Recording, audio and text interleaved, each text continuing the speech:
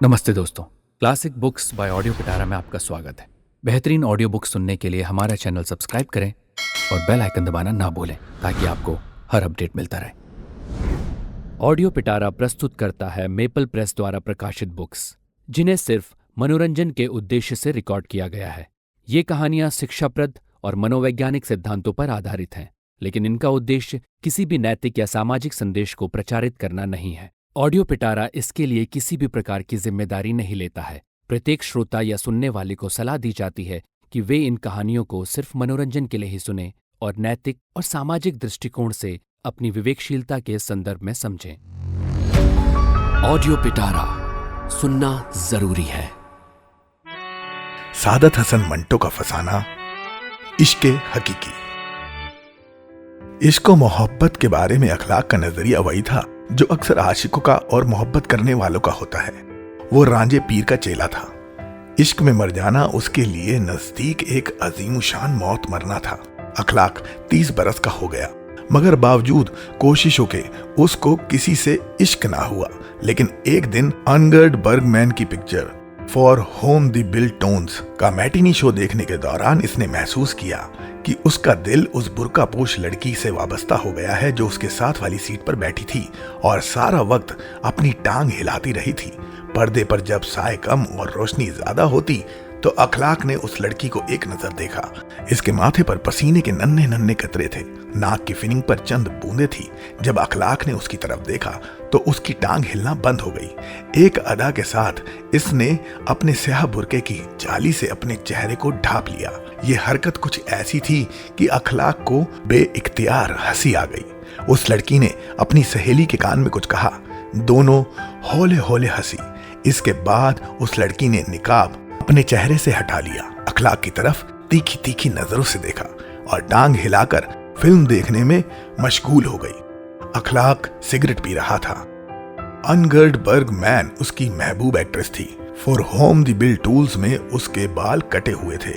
Film के आगाज में जब अखलाक ने उसे देखा तो वो बहुत प्यारी ही मालूम हुई, लेकिन साथ वाली सीट पर बैठी हुई लड़की देखने के बाद वो अर्नगर्ड बर्गमैन को भूल गया।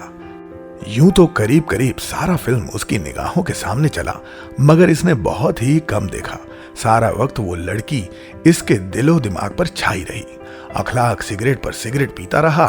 एक मर्तबा उसने राख झाड़ी तो उसका सिगरेट उंगलियों से निकलकर उस लड़की की गोद में जा पड़ा।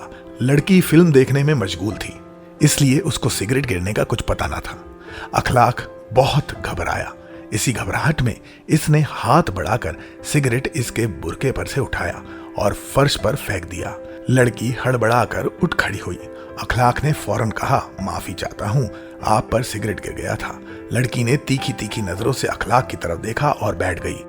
बैठकर उसने अपनी सहेली से सरगोशी में कुछ कहा। दोनों हौले हौले हंसी और फिल्म देखने में मशगूल हो गई। फिल्म के इख्तिताम पर जब कायदे आजम की तस्वीर नमूदार हुई तो अखलाक उठा। खुदा मालूम क्या हुआ कि इसका पांव लड़की के पांव के साथ टकराया। अखलाक एक बार फिर सर तापा माजरत बन गया, माफी चाहता हूँ, जाने आज क्या हो गया है। दोनों सहेलियां हौले हौले हंसी।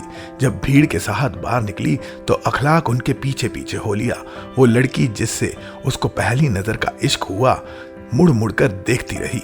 अखलाक ने इसकी परवाह न की और उनके पीछे पीछे चलता रहा। उसने तय कर लिया था कि वो उस लड़की का मकान देख के रहेगा। माल रोड के फुटपाथ पर YMCA के सामने उस लड़की ने मुड़कर अखलाक की तरफ देखा और अपनी सहेली का हाथ पकड़कर रुक गई। अखलाक ने आगे निकलना चाहा तो वो लड़की इससे मुखातब हुई, आप हमारे पीछे पीछे क्यों आ रहे हैं? अखलाक ने एक लहजा सोचकर जवाब दिया, आप मेरे आगे आगे क्यों जा रही हैं? लड़की खिलखिलाकर हंस पड़ी। इसके बाद उसने अपनी सहेली से कुछ कहा, फिर दोनों चल पड़ी। बस स्टैंड के पास उस लड़की ने जब मुड़कर देखा तो अखलाक ने कहा, आप पीछे आ जाइए, मैं आगे बढ़ जाता हूँ। लड़की ने मुंह मोड़ लिया। अनारकली का मोड़ आया तो दोनों सहेलियां ठहर गई। अखलाक पास से गुजरने लगा तो उस लड़की ने उससे कहा, आप हमारे पीछे ना आइए। लहजे में बहुत संजीदगी थी। अखलाक ने बहुत बेहतर कहा और वापस चल दिया। उसने मुड़कर भी उनको ना देखा, लेकिन दिल में उसको अफसोस था कि वो क्यों इसके पीछे ना गया। इतनी देर के बाद उसको इतनी शिद्दत से महसूस हुआ था कि उसको किसी से मोहब्बत हुई। लेकिन उसने मौका हाथ से जाने दिया। अब खुदा मालूम फिर उस लड़की से मुलाकात हो या ना हो। जब YMCA के पास पहुंचा तो रुककर उसने अनारकली के मोड़ की तरफ देखा, मगर अब वहां क्या था? वो तो उसी वक्त चली गई थी। लड़की के नक्श बड़े पतले पतले थे, बारीक नाक, छोटी सी ठोड़ी, फूल की पत्तियों जैसे होंठ। जब पर्दे पर साए कम और रोशनी ज्यादा होती थी तो उसने उसकी बालाई होठ पर एक तिल देखा था जो बेहद प्यारा लगता था। अखलाक ने सोचा कि अगर ये तिल ना होता तो शायद वो लड़की नामुकम्मल रहती। इसका वहां पर होना अशद जरूरी था। छोटे छोटे कदम थे जिनमें कवारपन था, चूंकि उसको मालूम था कि एक मर्द मेरे पीछे पीछे आ रहा है, इसलिए उनके इन छोटे छोटे कदमों में एक बड़ी प्यारी लड़खड़ाहट सी पैदा हो गई थी। उसका मुड़ मुड़ कर तो देखना गजब था। गर्दन को एक खफीफ सा झटका देकर वो पीछे अखलाक की तरफ देखती और तेजी से मुंह मोड़ लेती। दूसरे रोज वो अनगर्ड बर्गमैन का फिल्म फिर देखने गया। शो शुरू हो चुका था। वॉल्ट डिज्नी का कार्टून चल रहा था कि वो अंदर हॉल में दाखिल हुआ। हाथ को हाथ सजाई नहीं देता। गेटकीपर की बैटरी की आधी रोशनी के सहारे इसने टटोल टटोल कर एक खाली सीट तलाश की और उस पर बैठ गया। डिज्नी का कार्टून बहुत मजाहिया था। इधर कई तमाशाई हंस रहे थे। दफतन बहुत ही करीब से अखलाक को ऐसी हंसी सुनाई दी जिसको वो पहचानता था। मुड़कर उसने पीछे देखा तो वो लड़की बैठी थी। अखलाक का दिल धक धक करने लगा। लड़की के साथ एक नौजवान लड़का बैठा था। शक्लो सूरत के एतबार से वो इसका भाई लगता था। उसकी मौजूदगी में वो किस तरह बार बार मुड़कर देख सकता था। इंटरवल हो गया। अखलाक कोशिश के बावजूद फिल्म अच्छी तरह से देख न सका। रोशनी हुई तो वो उठा। लड़की के चेहरे पर नकाब था, मगर उस मुहीन पर्दे के पीछे उसकी आंखें अखलाक को नजर आए जिनमें मुस्कुराहट की चमक थी। लड़की के भाई ने सिगरेट निकालकर सुलगाया। अखलाक ने अपनी जेब में हाथ डाला और उससे मुखातब हुआ, जरा माचिस इनायत फरमाइए। लड़की के भाई ने उसको माचिस दे दी। अखलाक ने अपना सिगरेट सुलगाया और माचिस उसको वापस दे दी। शुक्रिया। लड़की की टांग हिल रही थी। अखलाक सीट पर बैठ गया। फिल्म का बकाया हिस्सा शुरू हुआ। एक दो मर्तबा उसने मुड़कर लड़की की तरफ देखा, इससे ज्यादा वो कुछ ना कर सका। फिल्म खत्म हुई। लोग बाहर निकलने शुरू हुए। लड़की और उसका भाई साथ थे। अखलाक उनसे हटकर पीछे पीछे चलने लगा। स्टैंडर के पास भाई ने अपनी बहन को कुछ कहा। एक टांगे वाले को बुलाया। लड़की उसमें बैठ गई। लड़का स्टैंडर में चला गया। लड़की ने नकाब में से अखलाक की तरफ देखा। उसका दिल धक धक करने लगा। टांगा चल पड़ा। वहीं बाहर इसके 3-4 दोस्त खड़े थे। इनमें से एक की साइकिल उसने जल्दी जल्दी पकड़ी और टांगे के ताकूब में रवाना हो गया। ये ताकूब बड़ा दिलचस्प रहा।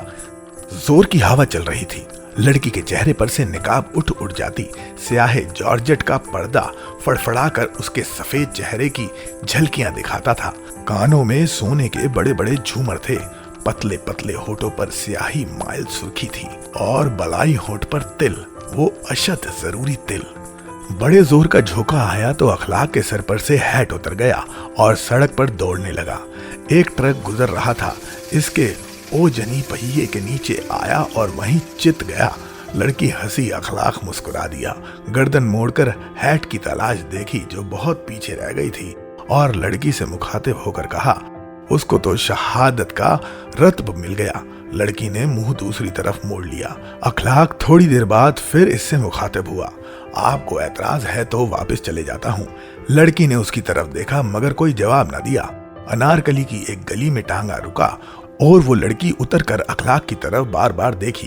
नकाब उठाकर एक मकान में दाखिल हो गई। अखलाक एक पांव साइकिल के पैडल पर और दूसरा पांव दुकान के थड़े पर रखे थोड़ी देर खड़ा रहा। साइकिल चलाने ही वाला था कि इस मकान की पहली मंजिल पर एक खिड़की खुली। लड़की ने झांक कर अखलाक को देखा मगर फौरन ही शर्म कर पीछे हट गई। अखलाक तकरीबन आधा घंटा वहां खड़ा रहा मगर वो खिड़की नमूदार ना हुई। दूसरे रोज अखलाक सुबह सवेरे अनारकली की उस गली में पहुंचा। 15-20 मिनट तक इधर उधर घूमता रहा। खिड़की बंद थी। मायूस होकर लौटने वाला था कि एक फाल से बेचने वाला सदा लगाता आया।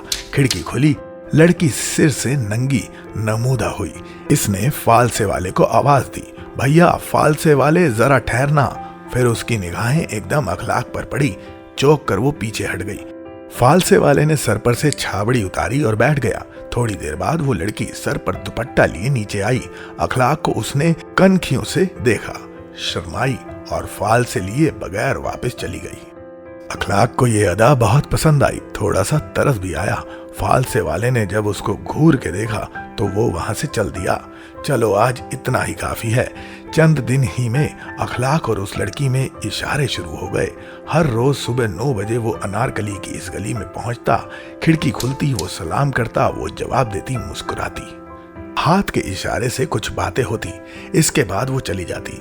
एक रोज उंगलियां घुमाकर इसने अखलाक को बताया कि वो शाम को 6 बजे के शो सिनेमा देखने जा रही है। अखलाक ने इशारे के जरिए से पूछा, कौन से सिनेमा हाउस में? इसने जवाब में कुछ इशारे किए, मगर अखलाक ना समझा। आखिर में इसने इशारे में कहा, कागज पर लिखकर नीचे फेंक दो। लड़की खिड़की से हट गई। चंद लम्हात के बाद उसने इधर उधर देखा, कागज की एक मंडोरी सी नीचे फेंक दी। अखलाक ने उसे खोला, लिखा था प्लाजा प्रवीण। शाम को प्लाजा में उसकी मुलाकात प्रवीण से हुई। उसके साथ उसकी सहेली थी। अखलाक उसके साथ वाली सीट पर बैठ गया। फिल्म शुरू हुआ तो प्रवीण ने नकाब उठा लिया। अखलाक सारा वक्त उसको देखता रहा। उसका दिल धक धक करता रहा। इंटरवल से कुछ देर पहले आहिस्ता से अपना हाथ बढ़ाया और इसके हाथ पर रख दिया। वो काब उठी। अखलाक ने फौरन हाथ उठा लिया। दरअसल वो उसको अंगूठी देना चाहता था, बल्कि खुद पहनाना चाहता था, जो उसने उसी रोज खरीदी थी। इंटरवल खत्म हुआ तो उसने फिर अपना हाथ बढ़ाया और उसके हाथ पर रख दिया। वो कापी, लेकिन अखलाक ने हाथ ना हटाया। थोड़ी देर के बाद उसने अंगूठी निकाली और उसकी एक उंगली में चढ़ा दी। वो बिल्कुल खामोश रही। अखलाक ने उसकी तरफ देखा। पेशानी और नाक पर पसीने के नन्हे नन्हे कतरे थरथरा रहे थे। फिल्म खत्म हुई तो अखलाक और प्रवीण की ये मुलाकात भी खत्म हो गई। बाहर निकलकर कोई बात ना हो सकी। दोनों सहेलियां टांगे में बैठी। अखलाक को दोस्त मिल गए। उन्होंने उसे रोक लिया, लेकिन वो बहुत खुश था, इसलिए कि प्रवीण ने उसका तोहफा कबूल कर लिया था। दूसरे रोज मुकर्रर औकात पर जब अखलाक प्रवीण के घर के पास पहुंचा तो खिड़की खुली थी। अखलाक ने सलाम किया। प्रवीण ने जवाब दिया। उसके दाहिने हाथ की उंगली में उसकी पहनाई अंगूठी चमक रही थी। थोड़ी देर इशारे होते रहे। इसके बाद प्रवीण ने इधर उधर देखकर एक लिफाफा नीचे फेंक दिया। अखलाक ने उठाया, खोला तो इसमें एक खत था, अंगूठी के लिए शुक्रिया का। घर पहुंचकर अखलाक ने एक तवील जवाब लिखा, अपना दिल निकालकर कागजों में रख दिया। इस खत को इसने फूलदार लिफाफे में बंद किया, उस पर सेंट लगाया और दूसरे रोज सुबह 9 बजे प्रवीण को दिखाकर नीचे लेटर बॉक्स में डाल दिया। अब इनमें बाकायदा खतों किताबत शुरू हो गई। हर खत इश्क व मोहब्बत का एक दफ्तर था। एक खत अखलाक ने अपने खून से लिखा, जिसमें उसने कसम खाई कि वो हमेशा अपनी मोहब्बत में साबित कदम रहेगा। इसके जवाब में खूनी तहरीर आई। प्रवीण ने भी हल्फ उठाया कि वो मर जाएगी, लेकिन अखलाक के सिवा किसी और को शरीक हयात नहीं बनाएगी। महीनों गुजर गए। इस दौरान में कभी कभी किसी सिनेमा में दोनों की मुलाकात हो जाती। मिलकर बैठने का मौका उन्हें नहीं मिलता था। प्रवीण पर घर की तरफ से बहुत कड़ी पाबंदियां आयद थी। वो बाहर निकलती थी या तो अपने भाई के साथ या अपनी सहेली ज़ोहरा के साथ। इन दोनों के अलावा उसको किसी और के साथ बाहर जाने की इजाजत नहीं थी। अखलाक ने उसे कई मर्तबा लिखा। ज़ोहरा के साथ वो कभी उसे बारहदरी में जहांगीर के मकबरे में मिले, मगर वो न मानी। इसको डर था कि कोई देख लेगा। इस असना में अखलाक के वालिदिन ने उसकी शादी की बातचीत शुरू कर दी। अखलाक टालता रहा। जब उन्होंने तंग आकर एक जगह बात कर दी तो अखलाक बिगड़ गया। बहुत हंगामा हुआ, यहाँ तक कि अखलाक को घर से निकलकर एक रात इस्लामिया कॉलेज की ग्राउंड में सोना पड़ा। इधर प्रवीण रोती रही, खाने को हाथ तक ना लगाया। अखलाक धुन का बहुत पक्का था, जिद्दी भी परले दर्जे का था। घर से बाहर कदम निकाला तो फिर उधर रुख तक नहीं किया। उसके वालिद ने उसको बहुत समझाया, मगर वो न माना। एक दफ्तर में 100 रुपए माहवार पर नौकरी कर ली और एक छोटा सा मकान किराए पर लेकर रहने लगा, जिसमें नल था न बिजली थी। इधर परवीन अखलाक की तकलीफों के दुख में घुल रही थी। जब अचानक उसकी शादी की बातचीत शुरू हुई तो उस पर बिजली सी गिरी। उसने अखलाक को लिखा। वो बहुत परेशान हुआ, लेकिन परवीन को उसने तसल्ली दी कि वो घबराए नहीं, साबित कदम रहे, इश्क उनका इम्तिहान ले रहा है। 12 दिन गुजर गए। अखलाक कई बार गया मगर प्रवीण खिड़की में नजर न आई। वो सब्र करार खो बैठा। नींद उसकी गायब हो गई। उसने दफ्तर जाना छोड़ दिया। ज्यादा नागे हुए तो उसे मुलाजमत से बरतरफ कर दिया गया। उसको कुछ होश नहीं था। बरतरफी का नोटिस मिला तो वो सीधा प्रवीण के मकान की तरफ चल पड़ा। 15 दिनों के तवील अरसे के बाद उसे प्रवीण नजर आई, वो भी एक लहजे के लिए। जल्दी से लिफाफा फेंक कर वो चली गई। खत बहुत तवील था। प्रवीण की गैर हाजिरी का बाइस ये था कि इसका बाप उसको साथ गुजरावाला ले गया था, जहां उसकी बड़ी बहन रहती है। 15 दिन वो खून के आंसू रोती रही। उसका जहेज तैयार किया जा रहा था, लेकिन उसको महसूस होता था कि उसके लिए रंग बिरंगे कफन बन रहे हैं। खत के आखिर में लिखा, तारीख मुकर्रर हो चुकी है, मेरी मौत की तारीख मुकर्रर हो चुकी है। मैं मर जाऊंगी, मैं जरूर कुछ खा के मर जाऊंगी। इसके सिवा और कोई रास्ता मुझे दिखाई नहीं देता। नहीं, एक और रास्ता भी है, लेकिन मैं क्या इतनी हिम्मत कर सकूंगी? तुम भी इतनी हिम्मत कर सकोगे? मैं तुम्हारे पास चली आऊंगी। मुझे तुम्हारे पास आना ही पड़ेगा। तुमने मेरे लिए घर बार छोड़ा, मैं तुम्हारे लिए घर नहीं छोड़ सकती, जहां मेरी मौत के समन हो रहे हैं। लेकिन मैं बीवी बनकर तुम्हारे साथ रहना चाहती हूँ। तुम शादी का बंदोबस्त कर लो। मैं सिर्फ 3 कपड़ों में आऊंगी। जेवर वगैरह सब उतार कर यहाँ फेंक दूंगी। जवाब जल्दी दो। हमेशा तुम्हारी प्रवीण। अखलाक ने कुछ न सोचा, फौरन उसको लिखा, मेरी बाहें तुम्हें अपने आगोश में लेने के लिए तड़प रही हैं। मैं तुम्हारी इज्जत व इस्मत पर कोई हर्फ नहीं आने दूंगा। तुम मेरी रफीके हयात बन के रहोगी। जिंदगी भर मैं तुम्हें खुश रखूंगा। 1-2 खत और लिखे गए। इसके बाद तय किया गया, परवीन बुध को सुबह सवेरे घर से निकलेगी। अखलाक टांगा लेकर गली के नुक्कड़ पर उसका इंतजार करेगा। बुध को मुंह अंधेरे अखलाक टांगे में वहां पहुंचकर प्रवीण का इंतजार करने लगा। 15-20 मिनट गुजर गए, लेकिन वो आ गई। छोटे छोटे कदम उठाती वो गली में नमूदार हुई। चाल में लड़खड़ाहट थी। जब वो टांगे में अखलाक के साथ बैठी तो सर तापाकाप रहती थी। अखलाक खुद भी कांपने लगा। घर पहुंचे तो अखलाक ने बड़े प्यार से इसके बुर्के की निकाब उठाई और कहा, मेरी दुल्हन कब तक मुझसे पर्दे करेगी? प्रवीण ने शर्मा कर आंखें झुका ली। उसका रंग जर्द था, जिस्म अभी तक कांप रहा था। अखलाक ने बालाई होंठ के तिल की तरफ देखा तो उसके होठों में एक बोसा तड़पने लगा। उसके चेहरे को अपने हाथों में थाम कर उसने तिल वाली जगह को चूमा। प्रवीण ने ना की। इसके होठ खुले, दांतों में गोश्त खोरा था। मसूड़े गहरे नीले रंग के थे। गले हुए सड़ांध का एक भपका अखलाक की नाक में घुस गया। एक धक्का उसको लगा। और भपका प्रवीण के मुंह से निकला तो वो एकदम पीछे हट गया। प्रवीण ने हाय आलूद आवाज में कहा, शादी से पहले आपको ऐसी बातों का हक नहीं पहुंचता। ये कहते हुए उसके गले हुए मसूड़े नुमाया हुए। अखलाक के होशो आवाज गायब थे। दिमाग सुन गया। देर तक वो दोनों पास बैठे रहे। अखलाक को कोई बात नहीं सूझी। प्रवीण की आंखें झुकी हुई थी। जब उसने उंगली का नाखून काटने के लिए होंठ खोले तो फिर उन गले हुए मसूड़ों की नुमाइश हुई। बू का एक भपका निकला। अखलाक को मतली आने लगी। उठा और अभी आया कहकर बाहर निकल गया। एक थड़े पर बैठा और उसने बहुत देर सोचा। जब कुछ समझ में ना आया तो लायलपुर रवाना हो गया, जहां उसका एक दोस्त रहता था। अखलाक ने सारा वाकया सुनाया तो इसने बहुत लान तान की और इससे कहा, फौरन वापस जाओ, कहीं बेचारी खुदकुशी ना कर ले। अखलाक रात को वापस लाहौर आया। घर में दाखिल हुआ तो प्रवीण मौजूद नहीं थी। पलंग पर तकिया पड़ा था। इस पर 2 गोल गोल निशान थे, गीले। इसके बाद अखलाक को प्रवीण कहीं नजर न आई। दोस्तों, आपको ये कहानी कैसी लगी हमें ज़रूर बताइएगा। लाइक और कमेंट कीजिए और अपने दोस्तों के साथ ये कहानी ज़रूर शेयर कीजिए। Thank you so much. Audio पिटारा सुनना जरूरी है।